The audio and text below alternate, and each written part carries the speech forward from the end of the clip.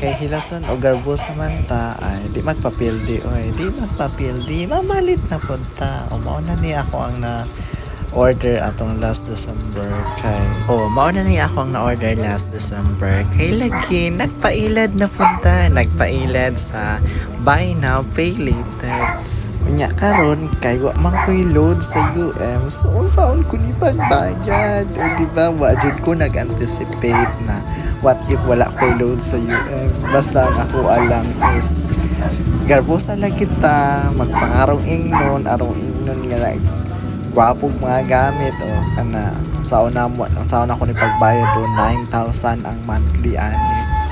So mo na no gialsan na nila ang sofa, so maura gini na kaya isa ka sofa tapos ang kuan phone, diba? So magpakilay sila sa arong ingnon kay deserve na ako deserve na ako mama stress sa pagbayad. So, muna na siya guys. Ang akong kuan guys. Order tulo ka items. O ilan ang gidayungan sa kwarto. Muna na siya. I-plaster na. O, tiyarang! So, diba? Ayat-ayat kaya ang bag.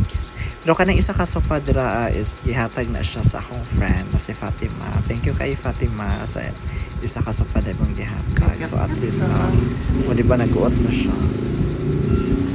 Mura jud kuan wa na problema sa pagbayad. Charot. Di ba? So di na mabalaka akong lola pag mag-adto siya og balay kay na siya kalingkuran.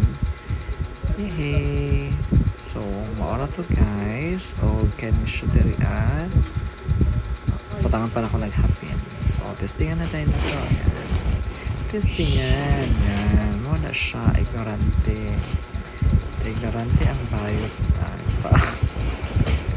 Sige na, feeling ko rin tayo. Masalong pa gina siya. Salong pa. Pagka na na. Deserve ba na ako na guys? Comment down. Deserve na ako. Bye.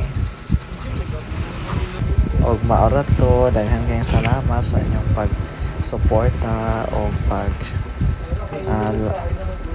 suporta sa ako ang mga videos. Bye and God bless.